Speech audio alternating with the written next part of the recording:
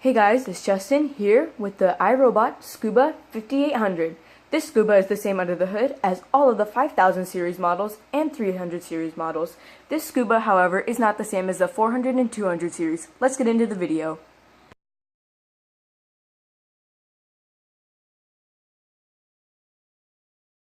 So for those of you who are not familiar with the iRobot Scuba is a floor scrubbing robot and is pretty much the only one of its kind in the household robots market.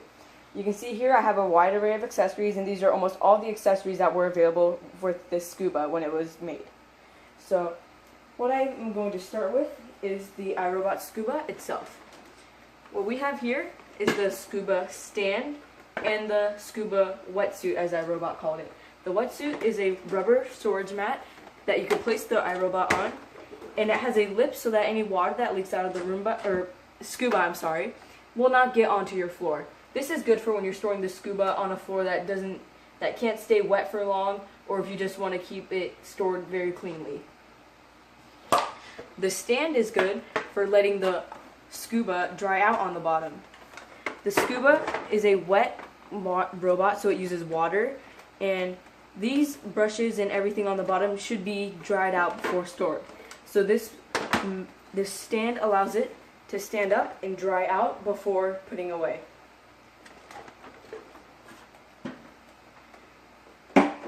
This is the external charger for the Scuba battery, and this is the Scuba battery. This is not an original iRobot battery, but this battery does work very well. The way you use this is you take the Scuba charger, line up the arrows, and plug it into the side, and then you would place the battery into the charger like you would place the battery into the Scuba. An alternative for charging it in this is charging it directly into the Scuba. To charge it, you remove the tank and insert the battery. You have to keep these two tabs in these holes. You line them up, and once they're in, you just pivot it down into place until you hit the click. Then you replace the tank, plug in the power brick, and then there's a flap on the side that you need to open. Mine is broken, so it just comes straight off. And then you align the arrows and plug in the charger. The Scuba will pulse green when it's charging, and will pulse green quickly when it's doing a 16-hour refresh charge. To keep the Scuba confined in a room, you use this. This is called a virtual wall. It is a small electronic device that emits an infrared signal out of the port on the front, and you can change the distance that it emits this signal so that you can block any size doorway. It uses 2 D batteries, and it will automatically shut off after 2 hours. You have settings for 0 to 3 feet, 4 to 7 feet, and 8 or more feet.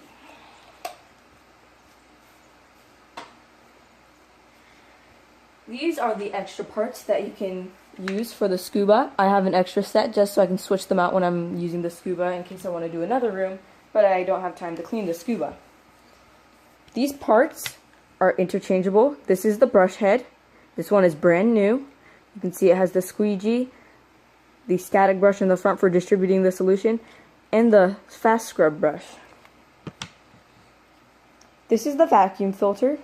This holds everything that is picked up by the Scuba's dry vacuum. And this is the vacuum port, which sucks up spills that are before the brush's squeegee. And it also helps suck up larger dry debris to place it into the vacuum filter. Now I'll show you the locations of these parts in a second, but first, this is iRobot's specially formulated Scuba solution. It is designed to optimize the performance of the Scuba and extend the lifespan. This is the Scuba measuring cup. You measure out 1.5 ounces of cleaning solution, or you can fill white vinegar 2 ounces to this line if you don't have the solution. Now these parts, I will show you how to replace them in case you are needing to do this for your Scuba. To replace any of these parts, first what you need to do is push here and remove the tanks. To remove the vacuum port, you just twist. I found that makes it easier, and you can pull it straight out. You want to run this under warm tap water to clean it out. And then I have an extra one so that when I'm doing that, I can place it back into the scuba. I find it's easier to put it back in first and then twist. This is the vacuum filter that must be rinsed after every use.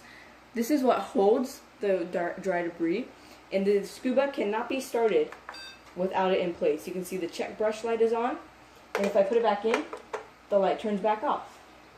That is because there's a magnetic sensor inside that senses when this filter is in place. So this is my extra one, and I'll put it in. And now to replace the brush, you can just clean the brush, and it lasts almost the entire life of the scuba. But if for any reason if you need to clean or replace it, you push the eject brush button, and then you pull the entire brush assembly out. You can see here, I have my clean one here, and then my brand new one here. I'll replace this one in because we will be using this one today. Once you reinsert it, you just gotta have it click in place, and it doesn't always go in straight. It's kind of hard to do. But you see I got it that time. But now the scuba won't start without the tank in place. So I'm going to take the tank, say we have filled it with 1.5 ounces of solution and warm water only. Do not use hot water because that could damage the scuba. And you place the tank in and close it up. Now I'm going to take the stand again so you can see the bottom of the scuba. Now the bottom of the scuba is very complicated, and you'll find it is similar but also very different to its vacuum cleaning cousin, the Roomba. So you can see the scuba in the front has a large bumper that helps it sense obstacles in the room, and extensions so that it doesn't go onto carpet. It also has 3 cliff sensors which make it avoid stairs and other drop-offs. And then also the front wheel comes out like this, and you can see the wheel goes up and down the little shaft. Let's focus on it. It's not gonna focus, I don't believe. Oh, there you go. You can see when it spins, it goes up and down, and that's similar to the Roomba's black and white wheel that helps it know when it's moving or when it's not. This fits right in here, and it's also spring loaded, so that it's always contacting the floor. This is the vacuum port that I showed you earlier, this part. And what this does is, this is an outlet for the exhaust. There's another one here, but this is a small one that blows any dry debris and crumbs across the squeegee and into the vacuum port so that can be sucked up. Any air that is sucked up into the vacuum motor is expelled here or here. This is the solution jets, right? These are the solution jets right here.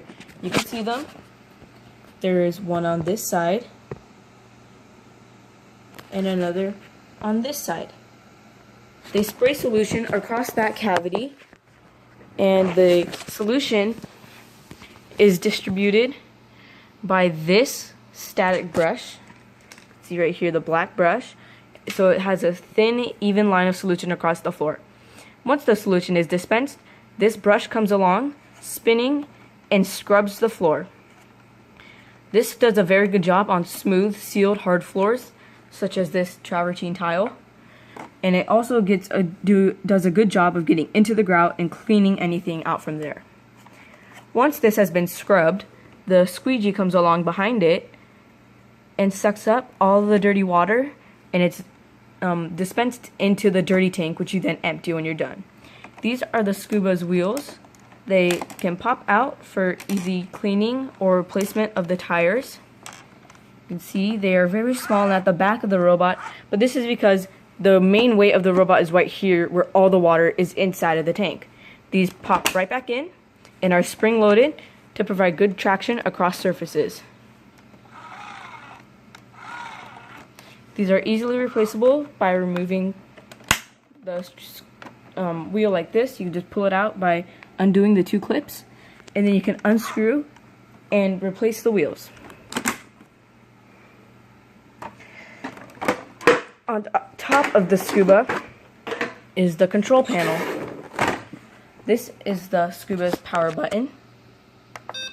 This is the clean button. Then you can also see there's check tank, check brush, and I'm stuck. It's gonna jam the Scuba.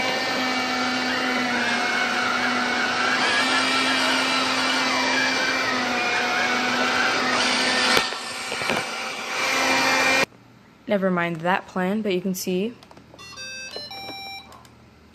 if I start the Scooba and I lift up one wheel, it will say I'm stuck. And then if I open the tank, it says check tank because the tank is not in place. And if I remove the filter or the brush, the check brush light comes on. The Scooba will not operate without this part in place or the brush, but for some reason it will operate without the vacuum port, which I think is not very smart. There are no error lights. This is the solution valve of the Scooba. This joins up with a hole and valve on the bottom of the tank so that clean water can be sprayed onto the floor. This is the Scooba's serial port. This is used with the Scooba Osmo to update Scooba software, and you can even hack the Scooba from this port. This is the vacuum inlet right here. You can see it leads to the vacuum fan and motor. And these are the inlets to the brush head to the squeegee that have these holes on the tank to allow the Scooba to suck dirty water into the tank. The dirty tank is empty by opening this, dumping out the contents, and filling this back up with a small amount of warm water and shaking it to clean it out and prevent any bacteria from growing or any smells from developing within the robot. So that's pretty much everything that I have for you in this video of the Scooba, and I just want to say thanks for watching and bye for now.